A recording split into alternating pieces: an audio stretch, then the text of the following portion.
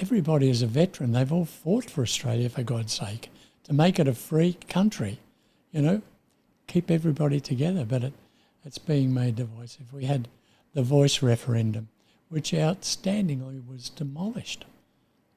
But no, through the back door, all these policies are still being introduced. So, yeah, I mean, I love Australia. I really do. I think I've been right through Canada, driven across Canada, hire cars from Ontario across, and I love it. I always said if I was going to shift and live in another country, it would be Canada. But I just found at this age the temperature was not so good, and not so many Thai restaurants. So anyway, that's another story. Do you think things can ever go back to the way they were? No. I think, unfortunately, and I look at it because we've got 4 generations. We've got our own kids and their grandkids and great-grandkids. And I look at the way that each of them are educated today and the philosophies in which they're taught, and the way that when I went into a grocer's store, and I'm going back to when I was like early teens, 13, 12, there was a long counter, and behind the counter were tins and bags. No flash labelling, no 4-colour printing. You would ask for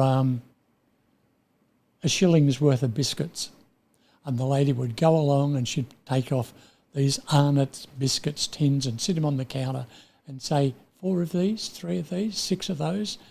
If you'd like some broken ones, I can throw some broken ones in for an extra, penny.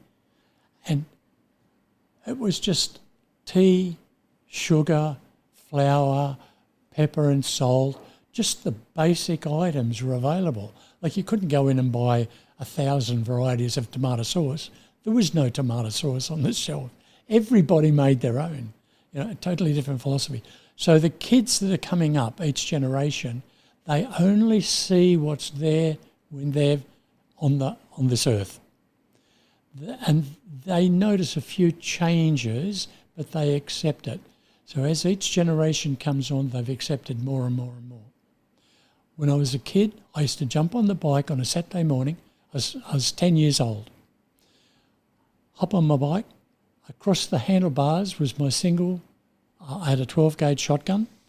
Across the handlebars, I'd have a belt of cartridges around my waist. I'm 10, and I'm going out to get tomorrow Sunday's lunch.